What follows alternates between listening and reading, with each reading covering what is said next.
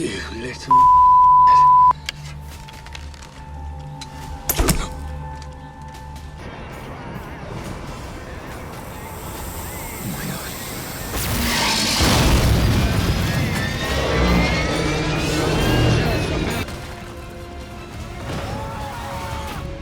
Most of the times, it's the villains who have so much more aura when they make an entrance. Let's prove that theory with the top 25 most legendary villain entrances in TV shows.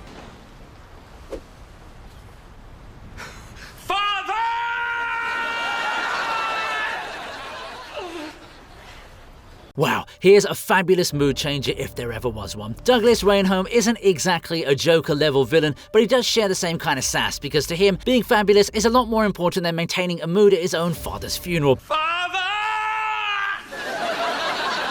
This is ridiculous beyond the general realm of imagination, and yet it feels so impressive. The impact is undeniable, as this has been described as one of the best intros of all time.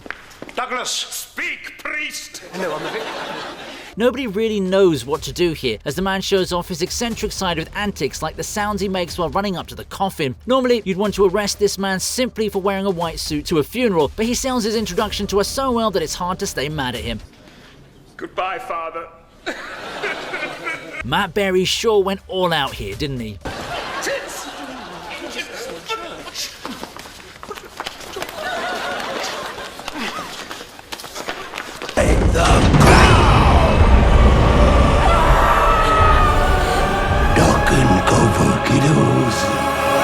Well, guess who's back? Back again. Yeah, we may have been overjoyed if it was Eminem, but sadly, it's Pennywise the Dancing Clown. It, Welcome to Derry, is generally a decent addition to the franchise, as we see the various cycles when Pennywise would terrorize his victims. We all know his preferences, so there are some brutal scenes in the show.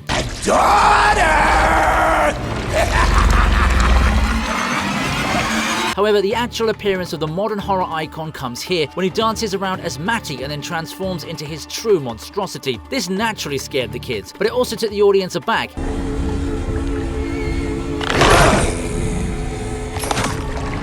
Even though there were some suspicions regarding whether Matty could have actually survived the earlier attack. And yes, it's not often when you see folks cheering the appearance of a child-murdering clown more than the actual protagonist of the show. Bill Skarsgård may have messed up starring in that abhorrent remake of The Crow, but he'll always deliver as Pennywise.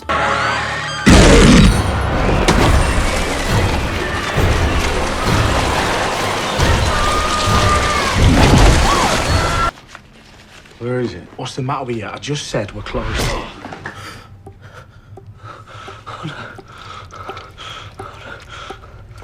It's not like we're not used to a violent opening, but there's something about Arby and Lee not sparing anyone at all in a comic book shop that unsettles the audience. Utopia does have an interesting premise, so it's a shame we didn't get more than 2 seasons, but at least we got this iconic entrance. Oh no.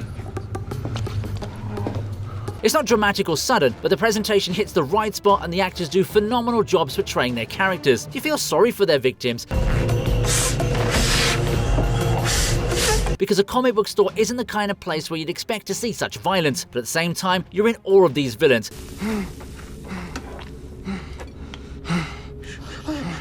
Because they give you some really high standards to maintain for the show. The way they coax their targets into getting gassed also reminds me of the infamous Anton Chigurh scene from No Country for Old Men.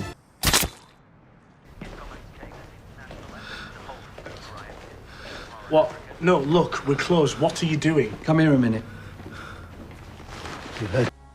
Not today, friends. Not on my doorstep. Oh, shoot. If you have something to resolve, why not come inside and I'll help? When it comes to Medusa, the only advice you need to abide by is don't stare at the snake lady. Yeah, she's powerful enough to turn anybody to stone, and if you remember Clash of the Titans, her head alone was enough to petrify the freaking Kraken.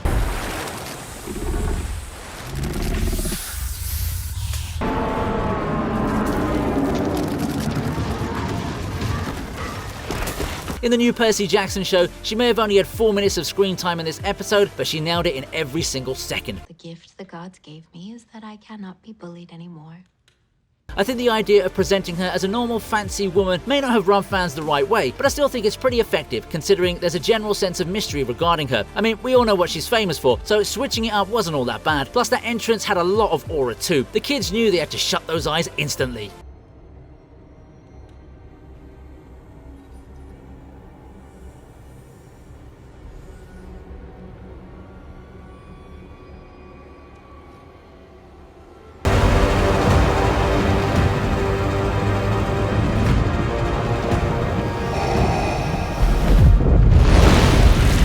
Yep, the man is back and very much alive, but we already knew that the moment we tuned into Obi-Wan Kenobi. Look, I'm sure that the show is another failed bait-and-switch experiment by Disney's Star Wars, but I do not fear the dark side.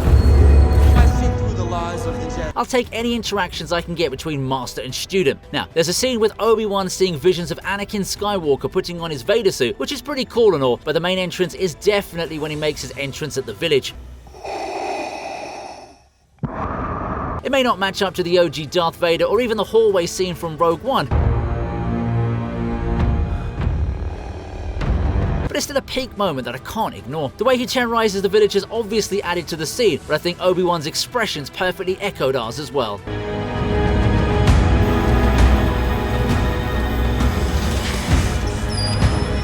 He's been looking for you for a long time.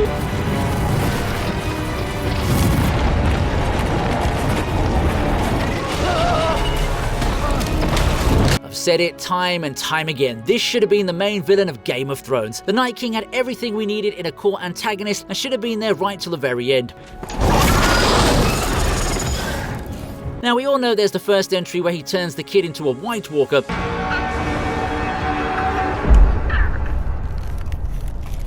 And of course, the iconic pose where he shows he can turn everyone into his slaves. But that one isn't exactly an entrance, so I've decided to primarily focus on the epic appearance he makes while riding his zombified Viserium. I don't think there's any other entry in Game of Thrones that comes anywhere close to how iconic this one is. The sequence itself was legendary, and seeing the villain riding a freaking dragon would make any hero wet their pants. This is actually what pains me so much. The Night King was hyped up to be such a badass, and then, Season 8 happened.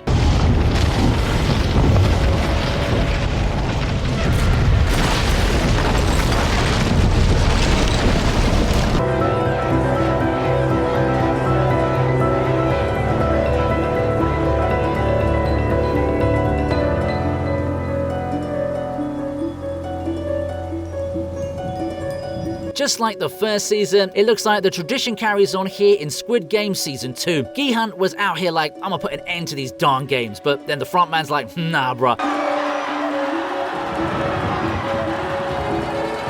I'm gonna give the show a third season and an American spin-off. Becoming a player just to prove a point is a typical villain's move, and it's just as twisted as we could have imagined. The frontman's entry was super dope because while everyone else is focusing on what he's going to vote in favor of, we already know what the outcome is. What hypes us up is the fact that we now have a mole and a previous winner competing against each other, but with Gihan at an obvious disadvantage. I personally felt that Squid Game didn't need another season, but Netflix needed to make more money to purchase Warner Brothers, so I guess it was inevitable. At least it was a nice switch from what Oh Il-Nam did.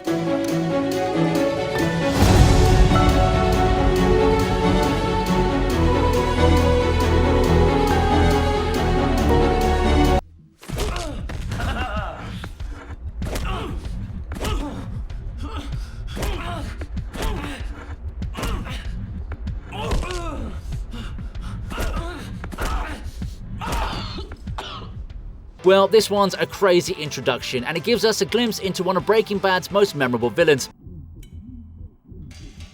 Tuco, what's happening? He may have become a meme now, but Tuco isn't someone you can take for granted. Awesome. Booyah! Wow! The scariest thing about the man is that he misleads you into thinking he's a reasonable guy, whereas the truth couldn't be further from that statement. The whooping he hands Jesse is proof of that. It's fair to say that this was the exact moment Jesse realized who exactly he was working for.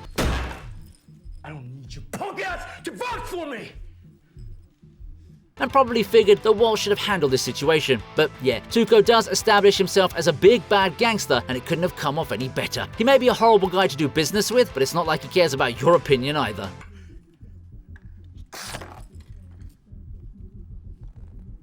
Booyah! Wow! this kicks like a mule with his balls wrapped in duct tape. Wow!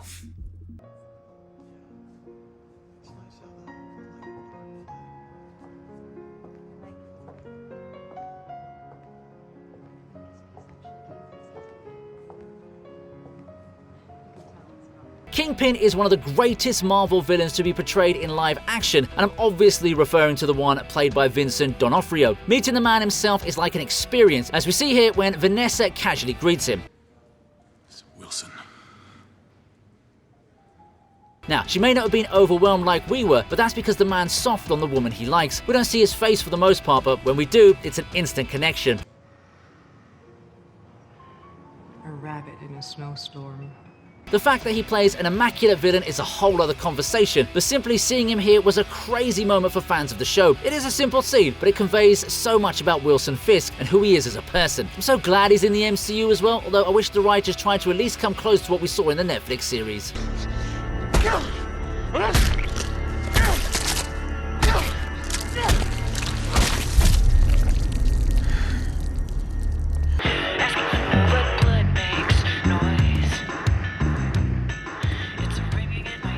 Holy shit. Twins can be such a bother, you know. Just when you think you've gotten rid of the Gemini killer, you realize there's a reason why he's got that particular zodiac sign assigned to him. Learning that Gareth operated not as one, but two separate killers was a massive shock to Dexter, and of course, all of us as well. I mean, it doesn't have a massive payoff because the guy gets ended with a broken wine glass shard not too long after this. Killing in front of an audience. But it's still an insane reveal. Plus, the backing track for this scene made us all believe that this particular twin was going to become Dexter's ultimate nemesis. Nothing of the sort happened, but I still can't discount the impact that this scene had on me just for that reason. Gemini. How did I not see this coming?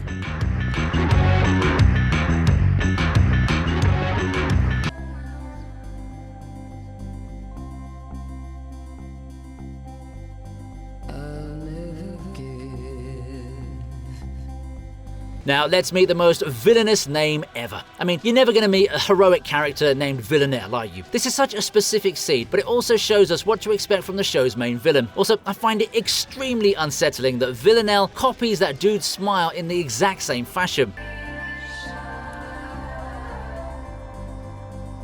Notice how the server peels his lips back to show his teeth and then turns his head slightly to renew his smile. Then he flutters his open eyes and closed a few times in a single second before bursting out his smile again. And Villanelle notices all of this and copies it perfectly. Every facial twist, every twinge in his expressions, it was all done like she's Ditto from Pokemon. This is what frightened me the most. She's not just casually imitating behavior, she's fully copying.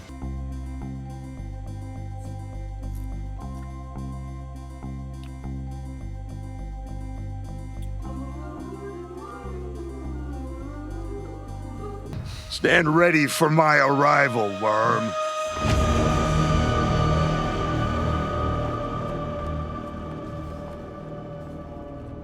Okay, Mr. Horrible is here. Conquest is the worst kind of villain you'll find in the sense that he's overpowered beyond normal standards and has got the same amount of empathy as a vampire's fondness towards sunlight. I did like how Invincible didn't even sound that upset about the villain showing up. He sounded more tired than anything else. But yeah, it was a sudden moment that led to the season's most epic battle. So all of us were ready for what was going to happen next. Also, I can't help but compare As hard as I can. that pose of his to Thanos. I'm pretty sure that was like super intentional. He's got the gauntlet thingy too, isn't he? I know the animation has received certain criticism from the fans, but I can't wait for the story to develop further because it's gonna get wilder moving forward. Good.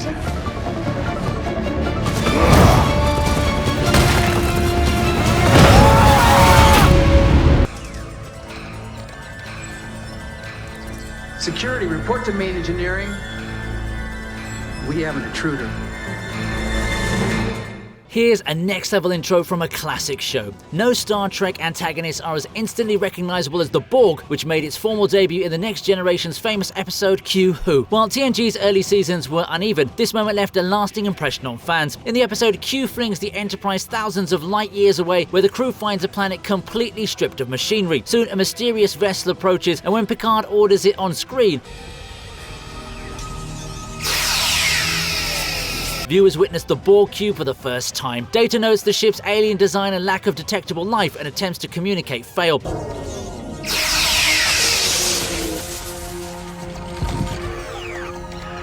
All the reveals that came after this were pretty cool too, especially considering this was all the way back in 1989.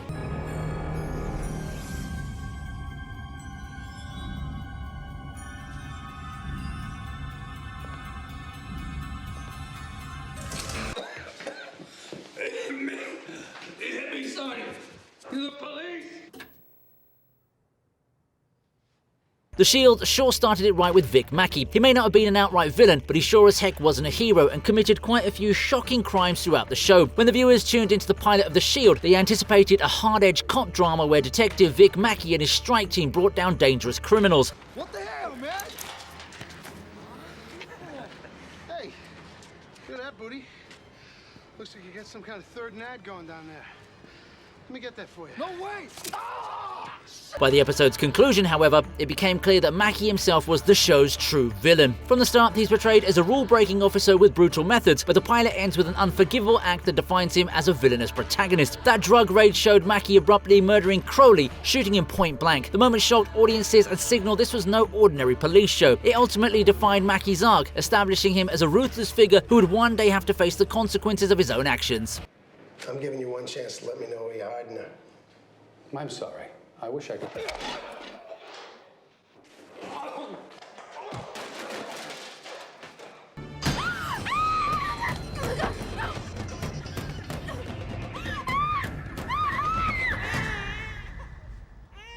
Man, even bars ain't safe anymore. Dexter's acclaimed 4th season wastes no time establishing its chilling new antagonist, Arthur Mitchell, better known as the Trinity Killer.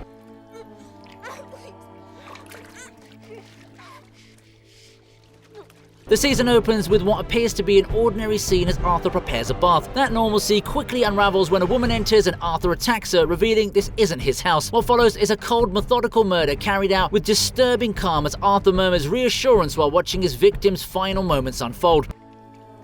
It's already over. The scene is deeply unsettling, defined not by chaos, but by Arthur's quiet control and eerie detachment. Lithgow's restrained yet terrifying performance makes the introduction unforgettable. For many viewers familiar with him from the happy sitcom Third Rock from the Sun, seeing him embody such a deeply disturbing villain was both shocking and profoundly effective.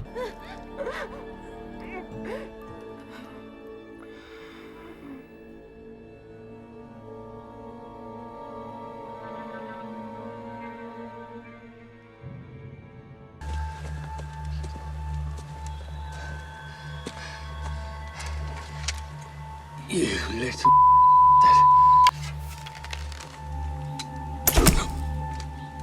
We're kicking off our top 10 with a psycho walking in, or rather riding in. Ramsay Bolton really had us all fooled, thinking he was one of the rare people with empathy in Game of Thrones. No. I'm gonna into the dirt. No, please. But yeah, we were so wrong. Like, just when you'd think that Theon has caught a lucky break, the man gets drawn into the worst era of his life. But seriously, imagine killing 4 of your own men just to play with someone's mind. But then again, this is standard stuff for a man like Ramsay. Well, at least he knows how to shoot arrows.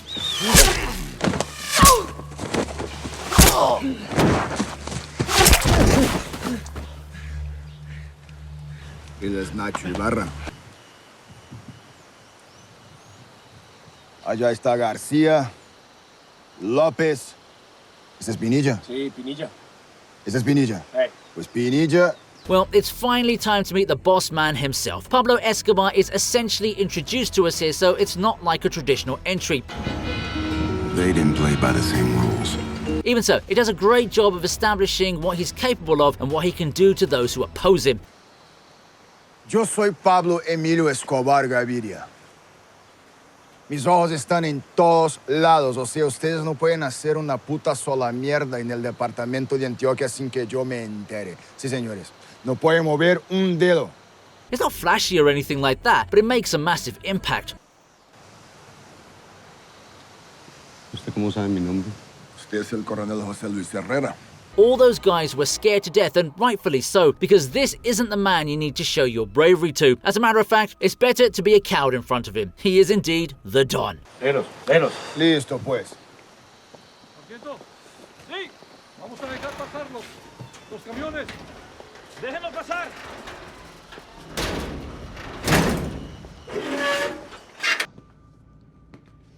Then control me, not them. I have absolutely no intention of controlling you. I want you to act on your own accord. Act how?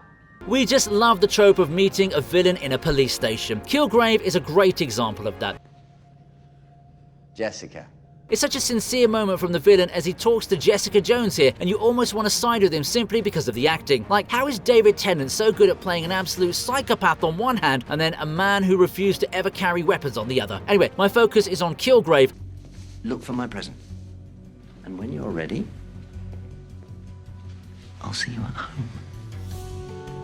And this is a worthy moment for the antagonist, showcasing his dominance over Jessica Jones in this particular scenario. Oh my God. Jessica, I knew you were insecure. That's just sad. I'm not torturing you. Why would I?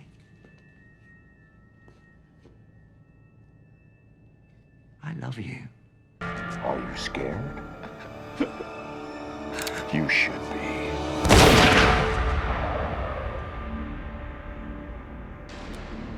The Reaper was a heck of a hassle in Criminal Minds, and here he is again to haunt everyone. You got it. There's something unique about Foyer's appearance in this. After all, he was supposed to have been long gone, but he seems to be quite the persistent kind. Yeah, we feel bad for his victims, but you can't really expect much from a villain now, can you? Seeing that mask was more than enough for us to know who it was, and it set the story off on catching the infamous Reaper once again. I'm not gonna shoot you. Thank you. You're welcome. Is that a British Army Browning L9A1 in your pocket? Or are you just pleased to see me? Both. Jim Moriarty. Ah, we've got Sherlock's nemesis now. Moriarty's first appearance is technically just as Jim from It, who's dating Molly Hopper. Gotcha. But this moment would go on to become one of the most important sequences in the show. The psychological warfare had already begun, so it hit a lot harder when he makes another dapper appearance in the iconic pool scene. Man, the amount of big brain energy on display is nothing short of captivating. After all, it takes a lot of effort to ensure a genius like Sherlock freaking Holmes doesn't identify you even as you're standing right in front of him. Hi. Jim? Jim from the hospital? Oh, I really make such a fleeting impression.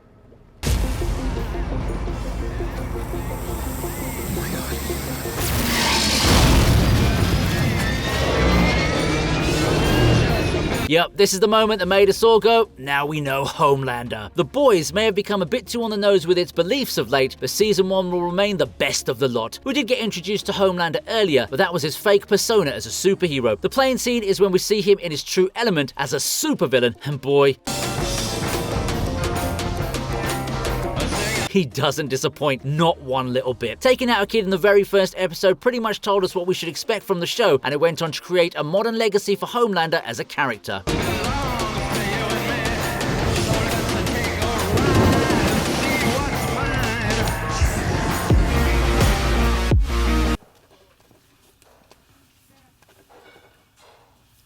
Can I help you, sir?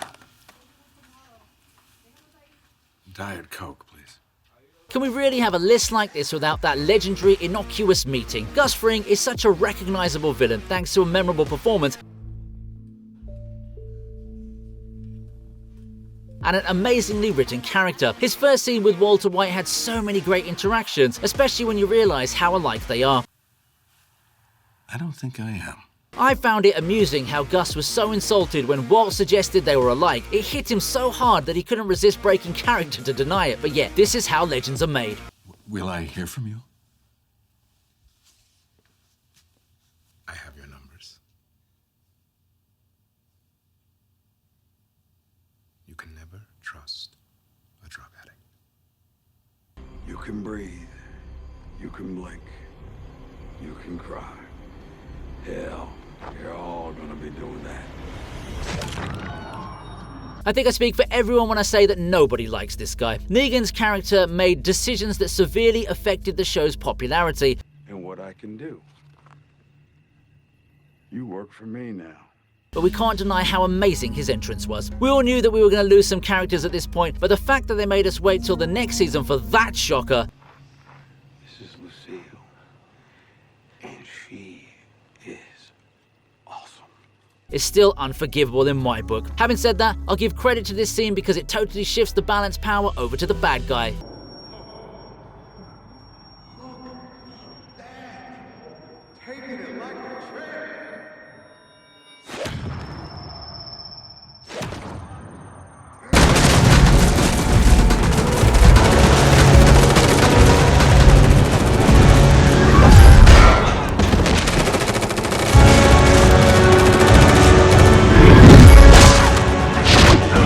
Jesus Christ, Spooky Daddy is back. Vecna's return to the show was probably more hyped up than anyone else's entrance throughout its existence. I mean, even 11 doesn't get the kind of cheers Vecna gets. That's probably because he's played so masterfully. This scene is also a great twist because we were all led to believe that he'd been captured by the military, with all kinds of confusing theories being brought up.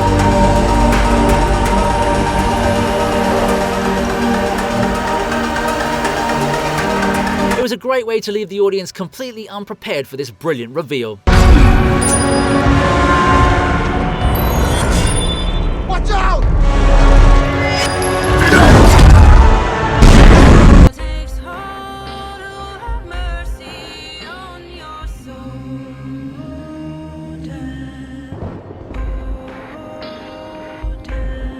We've had some legendary villains thus far, but can anyone ever beat Death himself? The simple answer to that is no. Supernatural does a good job of portraying him here as a man loses his freaking life just for casually bumping into him. Death didn't even need to talk, and we already knew he was going to be peak. It's been 15 years since this character's introduction, and I'm yet to see anything come close to it.